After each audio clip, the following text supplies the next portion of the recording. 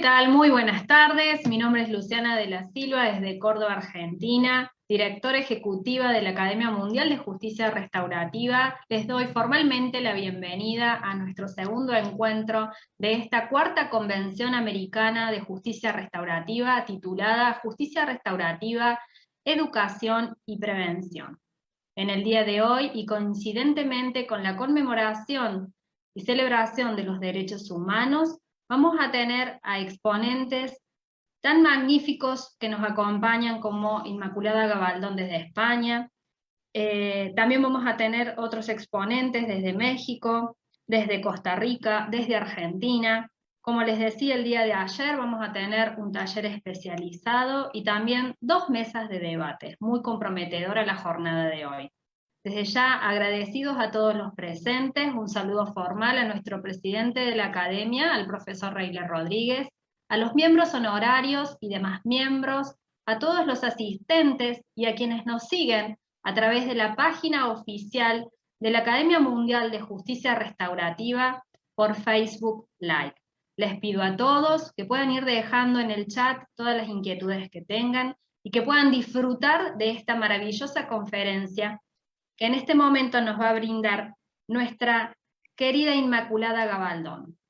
Inmaculada Gabaldón, desde España, ella es máster en mediación por la Universidad CEU, Cardenal Herrera y licenciada en Derecho por la Universidad de Valencia. Su conferencia está titulada en Comunicación no verbal y emociones en conflictos educativos. Muy bienvenida, Inmaculada Gabaldón. Hola, muy buenas tardes. Gracias, Luciana, por tu presentación.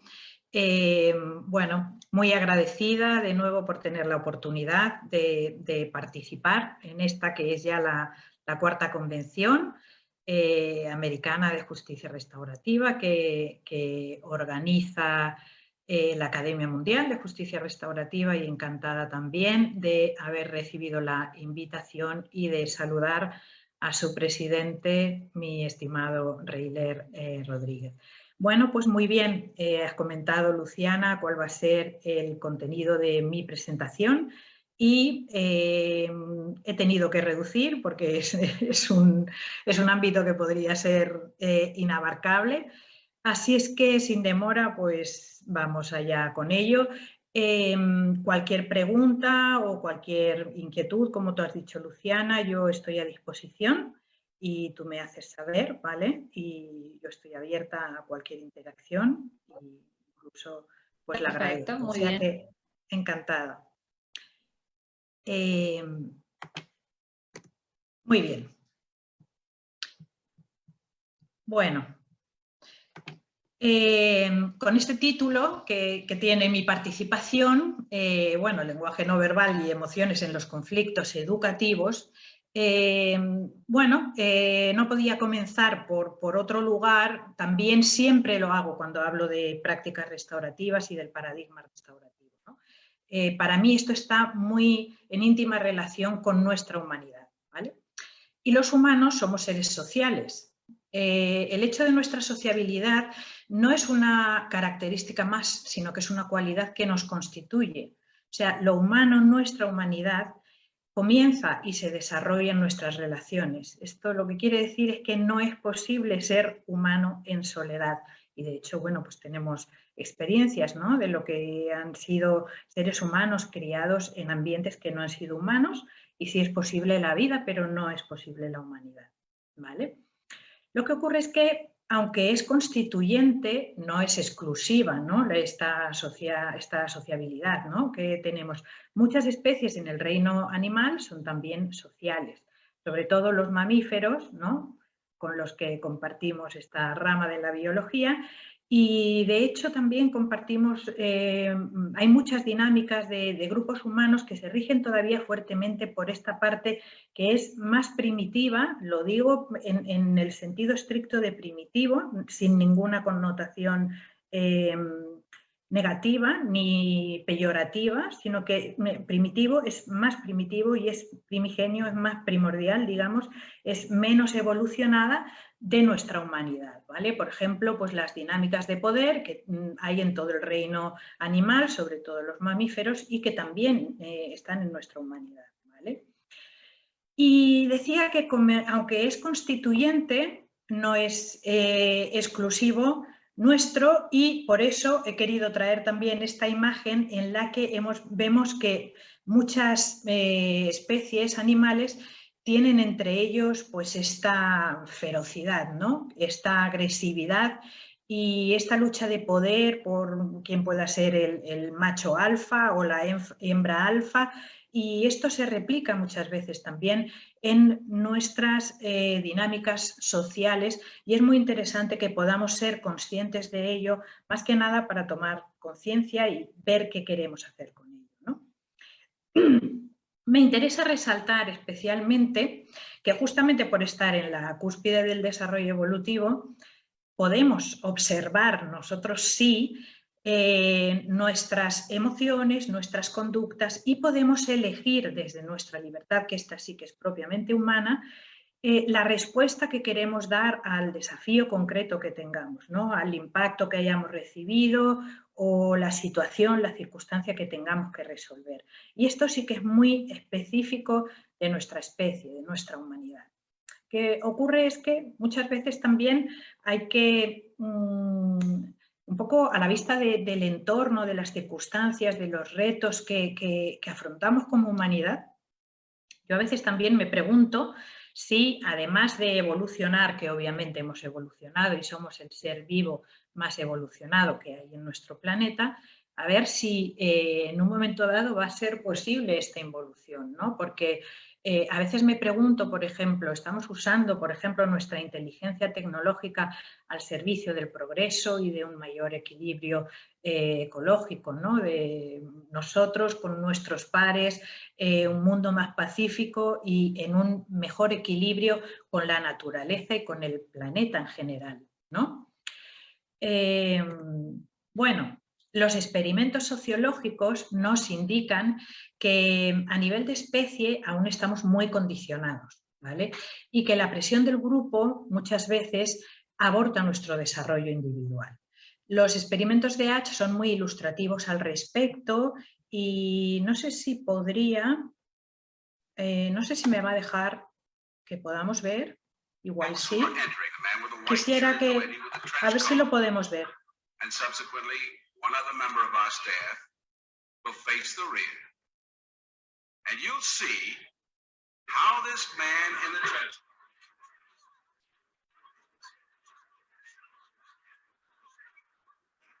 tries to make the dwell.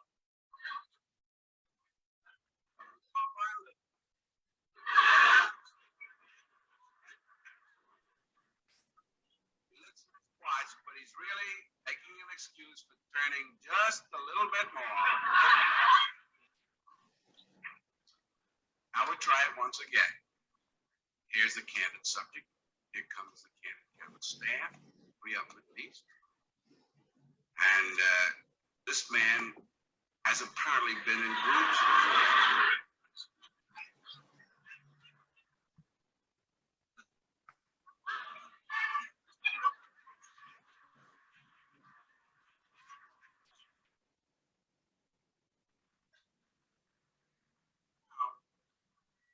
Here's a fella with his hat on in the elevator. First he makes a full turn to the rear, and Charlie closes the door. A moment later, we'll open the door. Everybody's changed positions.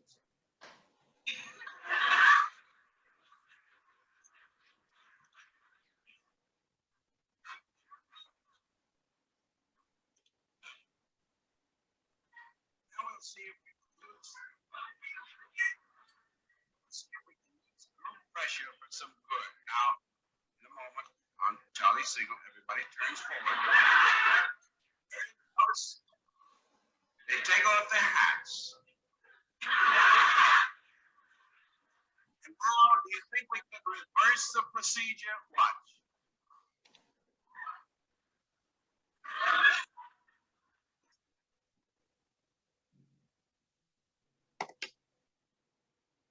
¿Sí?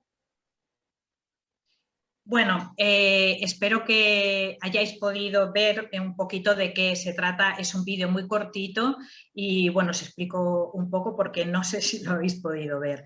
De lo que estudiaba justamente es cuál es nuestro comportamiento social, ¿no? Nuestro condicionamiento social y cómo la presión del grupo influye en el comportamiento individual, ¿no? Y bueno, en este breve experimento de lo que se trataba era de generar una situación tan absurda, ¿no? Como que todas las personas que había en un ascensor se pusieran de espaldas a la puerta, que normalmente nos ponemos todos de cara, y cómo la presión al final hace a esta persona, bueno, a varias personas, al final la presión del grupo le hace adaptar la misma postura que el resto del grupo, ¿no? Incluso luego ya cuando se quita el sombrero, hay dos personas que se quitan el sombrero, se lo quita y luego se lo pone. Bueno, es muy interesante y se ha estudiado muchísimo este tema, el tema de la conformidad, ¿no? Y lo que quiere decir es muy importante, perdón, porque lo que quiere decir es que aunque un individuo esté en contra, tenga una opinión contraria de la opinión del grupo, es tan fuerte la presión que muchísimas veces tendemos a asumirla, ¿no? No siempre es así, porque de hecho hay líderes y por eso es posible los movimientos y por eso los cambios evolutivos y por eso hay movimientos vanguardistas, ¿no? Que nos ayudan a movernos, porque si no siempre estaríamos en lo mismo. Pero es poner conciencia, poner el acento en lo difícil que es dentro de, claro, esta sociabilidad que tenemos es algo que puede favorecernos mucho, pero también en algún momento nos limita tremendamente, ¿no? Y entonces, desde esta conciencia, autoconsciencia que tenemos como humanos, es darnos cuenta de esto, saberlo y ver qué queremos hacer con ello, ¿no? Hasta qué punto queremos adaptarnos y hasta qué punto queremos tomar nuestras propias decisiones, ¿vale? Entonces, aunque no es fácil, es un hecho que podemos elegir, ¿no? O sea, los animales vienen programados y ellos verdaderamente no pueden elegir, no tienen esta autoconsciencia que los humanos tenemos a partir de nuestro lenguaje, ¿vale? Es una facultad propiamente humana, fruto de nuestra evolución, y con el lenguaje adquirimos también la autoconsciencia y la capacidad reflexiva, ¿de acuerdo? Entonces, aunque estamos condicionados, como vengo diciendo, no estamos determinados, ¿vale? Podemos elegir nuestra respuesta siempre y de ahí el gran poder del intervalo. ¿Qué quiero decir con el intervalo? Pues es un espacio sumamente humanizante del que los humanos podemos tomar conciencia entre el estímulo y la respuesta. O sea, los animales no tienen este espacio del intervalo, digamos, o sea, ellos reciben un estímulo y reaccionan. Los seres humanos, con esta capacidad que tenemos de autoconsciencia y reflexiva, sí que tenemos este intervalo, ¿vale? Podemos tenerlo y podemos como practicarlo y ampliarlo y desde aquí ejercer conscientemente nuestra libertad humana, ¿vale? El mindfulness es una herramienta muy poderosa al fin de agrandar y tomar conciencia de este intervalo, ¿vale? Siempre traigo esta frase de Viktor Frankl porque me parece muy inspiradora. Entre el estímulo y la respuesta hay un espacio y en ese espacio tenemos el poder de elegir nuestra respuesta. En nuestra respuesta se encuentra nuestro crecimiento y nuestra libertad. Entonces, como seres sociales que somos, siempre estamos impactando en los otros y siempre estamos recibiendo impactos, ¿no? Estamos en relación y la relación consiste en esto. Todas nuestras interacciones, nuestras dinámicas de grupo, tienen un fuerte componente emocional, porque cada vez que emitimos un impacto, impactamos en alguien, este impacto le produce una emoción y cada vez que nosotros recibimos un impacto, también esto nos genera una respuesta emocional. Normalmente siempre tenemos una emoción en nuestro cuerpo, normalmente tenemos más de una, lo que pasa es que muchas veces no somos conscientes de ella, ¿vale? Entonces, esta emocionalidad a lo largo de la historia, sobre todo en los últimos siglos, ha sido mal considerada. ¿vale? Porque, vamos, sobre todo desde Descartes, ¿no? Y el auge del modelo científico, ¿no? Que puso la razón, ¿no? Sobre todas las cosas, ¿no? Y como estandarte de nuestra humanidad, ¿no? Entonces fue como erigida en el elemento diferenciador del humano. Entonces las emociones eran propias de seres menores como los animales, o también, aunque es fuerte decirlo, se consideraba que también de las mujeres, ¿no? Las mujeres eran emocionales en tanto seres menores también, y teníamos menos capacidad de raciocinio, ¿no? Eso era la concepción que se tenía, y este es uno de los ejes sobre los que se asienta justamente la cultura patriarcal, de la que aún tenemos tristemente tantas reminiscencias, ¿no? Entonces, hasta hace poco se trataba de negar, incluso de reprimir las emociones, nuestra emocionalidad, porque no estaba bien vista, y sin embargo nuestra emocionalidad no nos hace menos humanos, sino más humanos, y nuestra emocionalidad no nos hace menos inteligentes, sino más inteligentes, como ya se ocupó de adelantarnos Daniel Goleman, que acuñó el término de inteligencia emocional, ¿vale? Desde entonces se ha recuperado, bueno, ya un poquito antes, ¿vale? También, porque ya, por ejemplo, Antonio Damasio, bueno, en fin, desde hace bastante tiempo ya se venía como reivindicando, investigando el papel de las emociones en nuestra humanidad y en nuestra inteligencia. Y ahora se sabe que en todas nuestras decisiones están implicadas de alguna manera nuestras emociones, ¿vale? Por eso se ha recuperado el interés en las emociones, y ahora lo que hacemos es considerarlas como grandes aliadas para conseguir nuestra plenitud a todos los niveles, ¿vale? Entonces se trata no de ignorarlas, sino al contrario de hacerlas conscientes, desde ahí elegir la respuesta, no desde la dualidad emoción-razón, sino desde nuestra humanidad integral. Aquí tenemos como un cerebro, en una parte izquierda parece que está el más lógico, en la parte derecha podría estar el emocional, pero todos los seres humanos tenemos este cerebro tan evolucionado y estos dos hemisferios cerebrales. Y se trata justamente de aceptar toda nuestra humanidad y toda nuestra inteligencia, integrando ambos hemisferios, porque es así como somos todo lo inteligentes que somos capaces de ser, ¿vale? Entonces, si decimos que siempre estamos impactando a los demás y recibiendo impactos, al final un poco la pregunta no es si quiero o no quiero impactar, ya hemos visto que no podemos vivir fuera de la relación como humanos. Entonces, un poco la cuestión es cuál es el impacto que yo quiero tener en los demás, y otra pregunta es cómo quiero yo responder a los impactos que recibo de los demás, ¿vale? Estas preguntas yo siempre me las planteo cuando doy cualquier formación de prácticas restaurativas, porque al fin y al cabo en las prácticas restaurativas de lo que hablamos es justamente de esto, de relación, de comunidades, de vínculos, de relaciones sanas y de cómo generar vínculos tan sanos, tan fuertes, que sean capaces de gestionar positivamente después cada conflicto, por fuerte que sea, y de gestionarlo y de reparar también los daños, ¿vale? Y reparar las relaciones. Entonces se trata de hacer el proceso de ir desde la masa, ¿no? Digamos, en el sentido de Ortega y Gasset, ¿no? En el sentido de una comunidad inconsciente. Se trataría de poner el foco también en el individuo. La individualidad es muy importante. ¿Por qué? Porque individuos inconscientes generan comunidades inconscientes. Hay que volver al trabajo individual también, y desde un individuo consciente generar nuestras comunidades conscientes.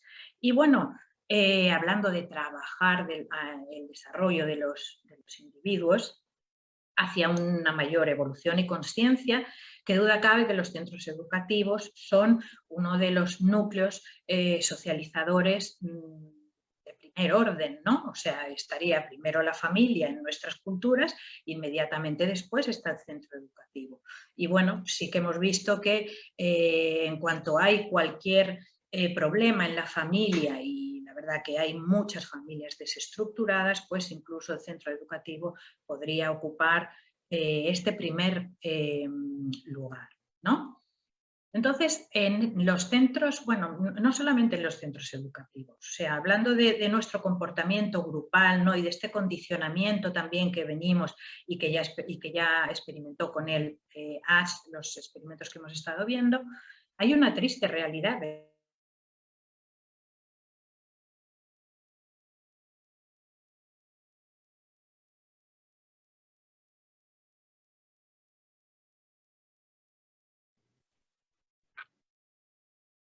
Hola, al parecer tenemos un pequeño inconveniente con la doctora Inmaculada Gabaldón, seguramente ya... Social se da Ahí con está, nuestros amigos. se había suspendido la señal.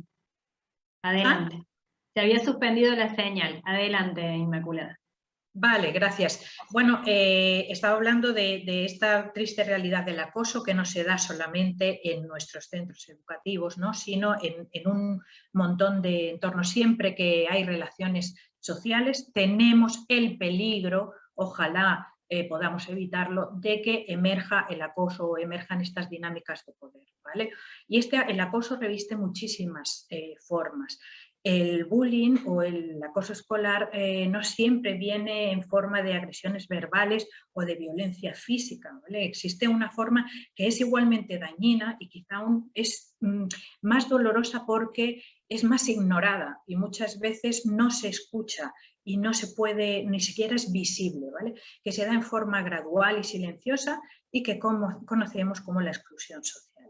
Este tipo de acoso es gradual, es silencioso y es casi imperceptible y a menudo muy difícil de detectar. Incluso además cuando sí que es detectado cuando la víctima podría decidirse, lo cual ya es muy difícil, a denunciarlo, es muy posible que el entorno no lo acoja bien porque así como las agresiones físicas, por ejemplo, o verbales, generan muchísima empatía y compasión y enseguida se pretende ayudar, el, el acoso silencioso muchas veces es muy incomprendido, ¿vale? Y entonces por eso es mucho más difícil de detectar, incluso es muy incomprendido también, ¿vale?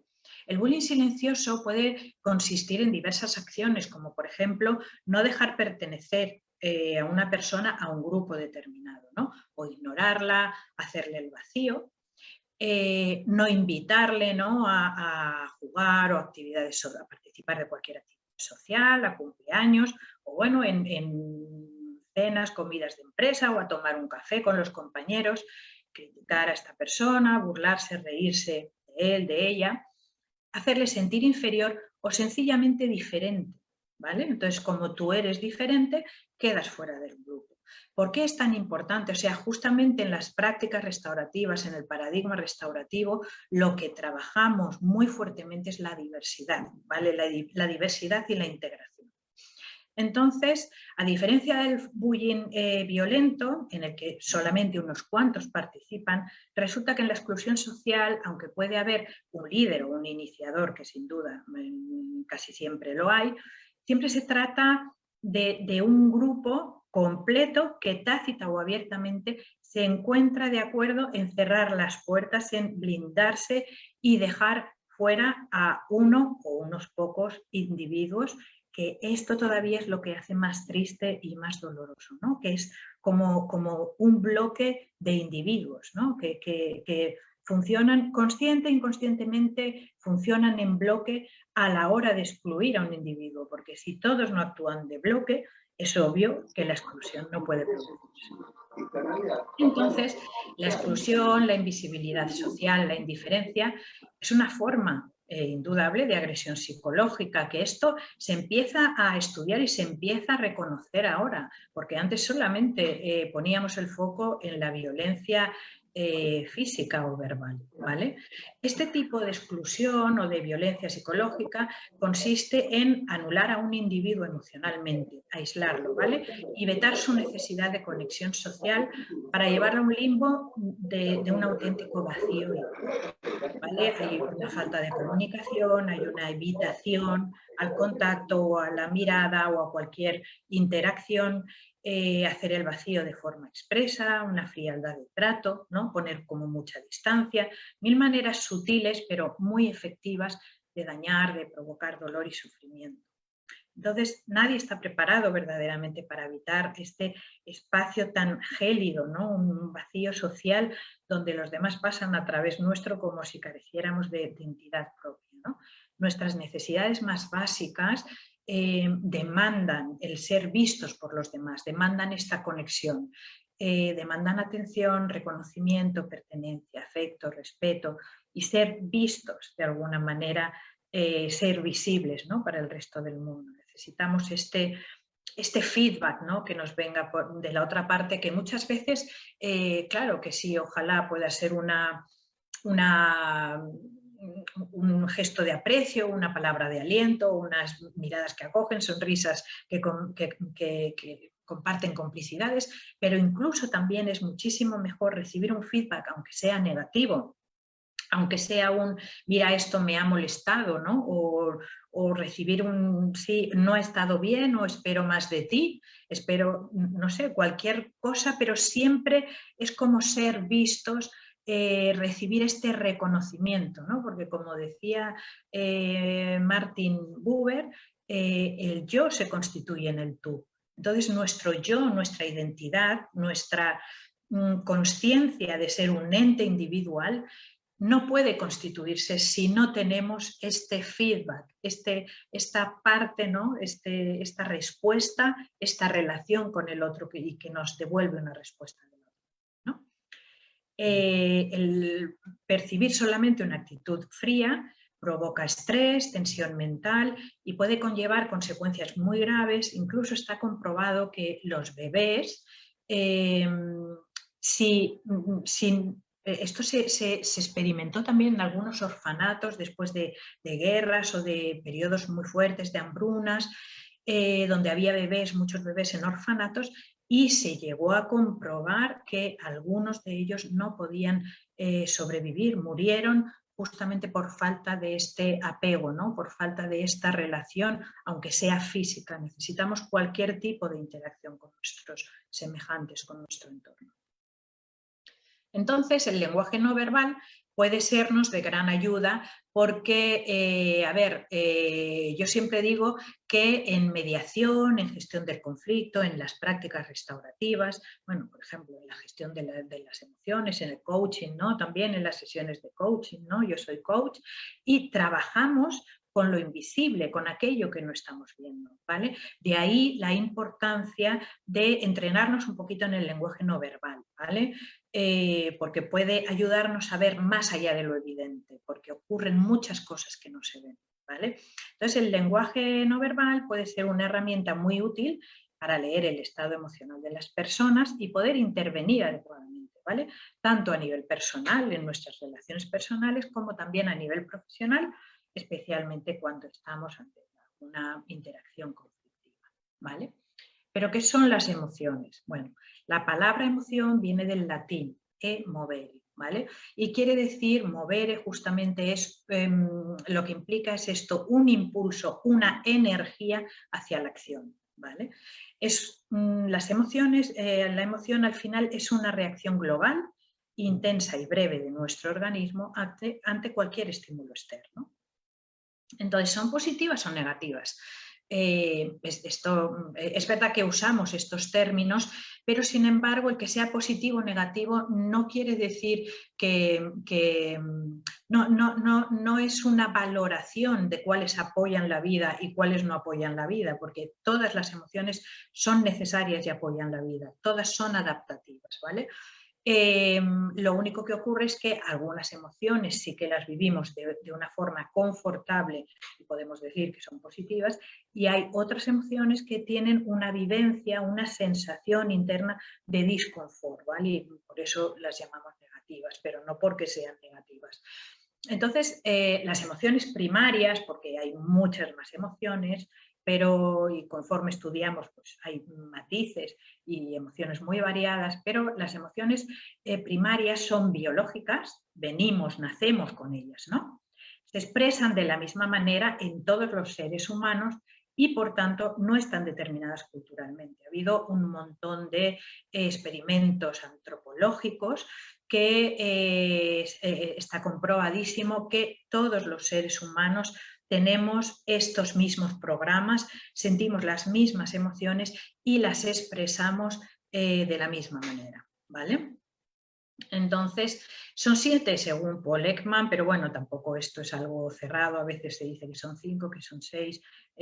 Yo voy a moverme hoy con el modelo de Paul Ekman y cada una de estas 7 tiene un patrón y responde a unos gestos, posturas que podemos identificar, ¿vale? También tiene pues, un patrón respiratorio, en fin, que cada una tiene un esquema muy definido, ¿vale? Y entonces cada una también implica una acción concreta. Cada emoción nos va a llevar a una respuesta determinada, ¿vale? Vale, entonces lo que es el lenguaje no verbal también es fundamental, es muy extenso también y en una exposición tan breve he preferido un poco ceñirme un poquito a las microexpresiones y después voy a hablar un poquito de 2 emociones que son muy básicas en el entorno, sobre todo restaurativo y también en el entorno educativo, pero bueno, en general en todo el entorno restaurativo, ¿de acuerdo? Entonces, lenguaje no verbal es más amplio que el lenguaje corporal, ¿vale? El lenguaje no verbal engloba tanto el corporal como el paraverbal. El paraverbal puede ser, por ejemplo, el tono de voz, ¿no? O puede ser el volumen que se usa, o puede ser lo que estaba diciendo antes, ¿no? La respiración, ¿no? Cómo estamos respirando. Entonces, el lenguaje no verbal se evidencia, o sea, lo hacemos de una manera inconsciente. Sin embargo, es responsable del 93% de lo que transmitimos según los resultados de diferentes estudios, por ejemplo, el de Mehrabian y su fórmula 55-38-7, ¿vale? Ha sido también un poco cuestionada, pero bueno, por ahí irán los términos. El tema, él dice que el 55% de lo que transmitimos es lenguaje corporal, el 38% paraverbal y el 7% exclusivamente es lo que transmitimos digitalmente, ¿no? O sea, verbalmente, con nuestras palabras. Y es que, bueno, también, aunque no sean específicamente estos los números, ¿no?, concretos del porcentaje, antes de la palabra existió el gesto y con el gesto nos comunicamos, ¿de acuerdo? Entonces, la palabra nuestra siempre va unida, siempre va sostenida en el gesto y también es muy importante porque a la hora de determinar, como vamos a verlo ahora también, o sea, siempre lo que decimos tiene que estar en coherencia con nuestro lenguaje corporal y con nuestro lenguaje paraverbal, ¿vale? Tiene que haber una congruencia. Y si no, aparte de que de alguna forma se percibe también por las personas que están interactuando con nosotros, lo que nos invita un poco a preguntarnos qué es lo que está ocultando, ¿no? ¿Qué es lo que no está diciendo esta persona? O de lo que no está siendo consciente. Bueno, el lenguaje corporal, entonces, es una forma de comunicación no verbal que se basa en gestos, posturas, movimientos del cuerpo y del rostro para transmitir información. Como hemos dicho, se hace de forma inconsciente, por lo que es un muy buen indicador del estado emocional auténtico de la persona, más allá de lo que ella quiera mostrar o de lo que ella quiera decir, ¿no? Quiero llamar ahora la atención sobre el concepto de microexpresión que fue desarrollado por Paul Ekman y David Matsumoto. Una microexpresión se trata de una acción involuntaria en el rostro que se produce de acuerdo con la verdadera emoción que se está sintiendo, ¿vale? Y puede ser, pues lo que hablábamos antes, puede ser de asco, miedo, ira, sorpresa, alegría, tristeza y desprecio, que son las 7 emociones básicas de las que habla Paul Ekman, que lo tenemos aquí en la fotografía de la izquierda. Estas microexpresiones son de muy corta duración, ¿vale? Y esto lo que señala es que son indicadores de una emoción, pero que probablemente es una emoción que hemos querido ocultar y retener, o también puede deberse a que continuamente estamos procesando información y también puede deberse a que esta emoción que hemos sentido ha sido rápidamente procesada por nuestro cerebro sin ninguna intención de ocultación y por eso ha desaparecido de nuestra corporalidad, en este caso de nuestro rostro, ¿no? Que sería la microexpresión. Se produce de forma involuntaria y suele ocurrir en situaciones de alto riesgo donde las personas pues tienen mucho que ganar, ¿vale? Entonces he traído aquí, estas fotografías son de una serie que si no la conocéis os recomiendo que la veáis. Yo hace muchos años que la he visto y la sigo viendo de vez en cuando, es muy interesante, se llama Lie to Me, se llama Miénteme. Probablemente la conozcáis y bueno, he traído aquí estas fotografías de esta serie con unos indicadores de estas 7 emociones básicas, ¿vale? Y que nos van a permitir detectar, aunque sea muy rápidamente, cuál es la emoción que verdaderamente está viviendo la otra persona, aunque cambie rápidamente su gestualidad y quiera impostar otra nueva emoción que no sea tan. Por ejemplo, la tristeza, el párpado superior baja, ¿no? La pérdida de enfoque ocular y ambas esquinas de los labios ligeramente inclinadas hacia abajo. También las cejas suelen ir hacia abajo, inclinadas hacia abajo, y esto suele generar también como unas arrugas, unas franjas, arrugas centrales en la frente. La ira, aquí juntamos el entrecejo, las cejas juntas y van hacia abajo, ¿no?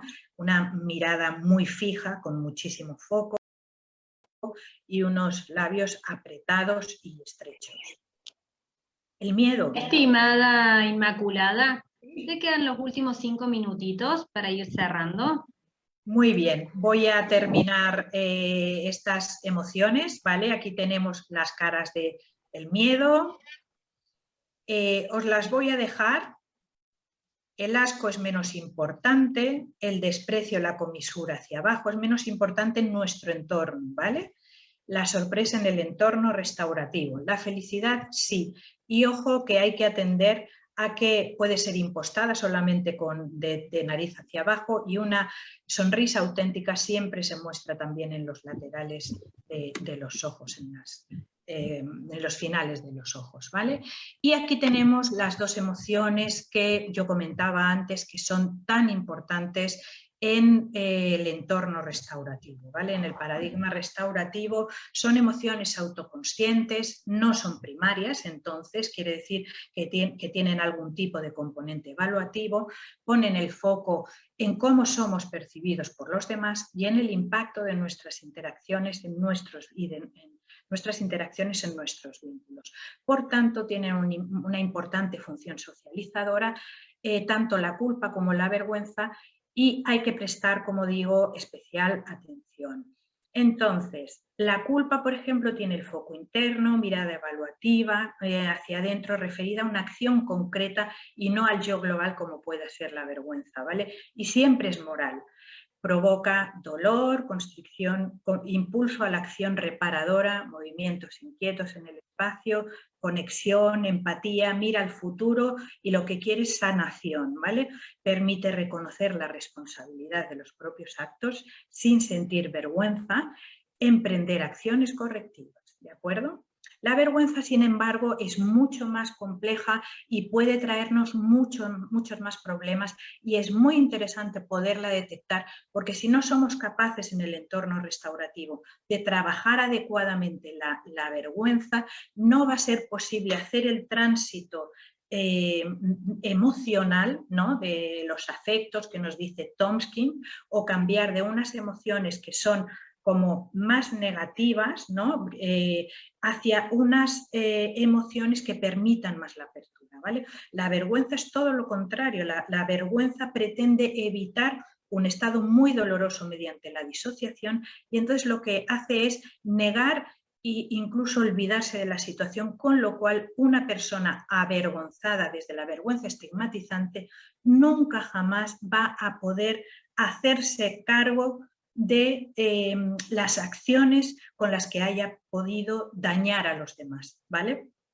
Entonces, es muy importante que aprendamos a detectarlo y podamos generar el entorno. Las prácticas restaurativas es muy propicio para esto y por eso siempre trabajamos con tanto ofensor, víctima, ya lo sabemos, y con la comunidad, pero con varios roles, ¿vale? Porque siempre la víctima va a venir acompañada de sus personas de apoyo, pero ojo, también el victimario va a venir con sus personas de apoyo, con sus vínculos más cercanos. Incluso también la comunidad puede ser dañada y tiene su papel en las prácticas restaurativas, en cualquier proceso restaurativo, pero la comunidad también va a tener una función absolutamente crucial de sostén y de reintegración de la persona que ha cometido un acto, en el sentido de seguir reconociendo su plena dignidad ontológica, mucho más allá de que sea muy reprobable a nivel moral el acto que haya cometido, ¿vale? Entonces aquí siempre a mí me gusta hablar de que hay una dignidad ontológica de la que partimos indiscutiblemente en todos los procesos restaurativos, y de lo que tratamos de hacer en los procesos restaurativos es reprobar, bueno, pues a nivel moral, ¿vale? Entonces, esta dignidad moral. La dignidad moral puede estar en entredicho, la dignidad ontológica nunca. Es el hecho de que esta persona se vea reconocida en su humanidad y en su dignidad lo que va a facilitar transitar desde una vergüenza estigmatizante hasta una vergüenza reintegrativa, ¿vale? Y justamente es esto, os voy a comentar, quiero cerrar con estas palabras de Braithwaite sobre la vergüenza reintegrativa, ¿vale? Cuando hacemos algo malo, las personas que amamos son quienes están en la mejor posición para comunicar que es deshonroso lo que hemos hecho. Es difícil evitar la vergüenza cuando la víctima y su grupo de apoyo y también la familia del ofensor hablan sobre las consecuencias emocionales y materiales que sufrieron como consecuencia del delito. Sin embargo, al mismo tiempo, la presencia y el apoyo de las personas que más aprecian al ofensor le permiten reconocer esta vergüenza y convertirla, en lugar de estigmatizante, en reintegrativa, y ello facilitará su asunción de responsabilidad, le impulsará a la reparación y muy posiblemente al pedido de perdón. De la misma forma y con un efecto no menos relevante, los procesos restaurativos permitirán a las víctimas curarse de la vergüenza que tan comúnmente sienten, a la que no quiero dejar pasar por alto, y termino con esto también, porque muchas veces nos olvidamos de que las víctimas, además de sufrir un daño, muchas veces también sienten vergüenza. ¿Por qué? Porque han sido humilladas en muchas ocasiones públicamente y se les ha otorgado un yo devaluado, y lo que necesitan también es esta reintegración de su identidad, que es tan difícil, o sea, absolutamente imposible que puedan hacer en la justicia retributiva, y de ahí el gran valor sanador, ¿no?, de los procesos restaurativos, no solo porque permiten la responsabilidad y la rehabilitación del ofensor, sino también porque permiten la plena rehabilitación y la plena sanación de las heridas que sufre también la víctima y, por supuesto, la comunidad. Y bueno, sin más, pues aquí podemos dejarlo, aunque por supuesto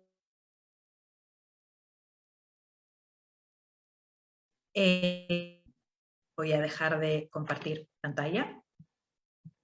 Bueno, muchísimas gracias, estimada Inmaculada Gabaldón, ha sido excelente el aporte, cuánto nos ha dejado para continuar nutriendo nuestros conocimientos. La verdad que muy importante, le brindamos desde acá un aplauso, como se merece, de todos los presentes. ¿Sí? Gracias. Excelente, excelente. Excelente la disertación. Muchas gracias, un placer siempre compartir en la difusión del paradigma restaurativo que nos une a todos los que estamos aquí. Gracias. Bueno, ¿quiere despedirse de alguien? ¿Quiere dar un último saludo? Bueno, un último saludo. No sé la verdad quién está presente, pero algunas personas que me han comentado que querían acompañarme, ¿no?, en el día de hoy, así es que si están ahí, un saludo afectuoso a ti, Luciana, y a Reiler, por supuesto, como presidente. Siempre es un placer colaborar con él en toda esta actividad que lleva a cabo en el paradigma restaurativo. Bueno, un placer y a disposición siempre.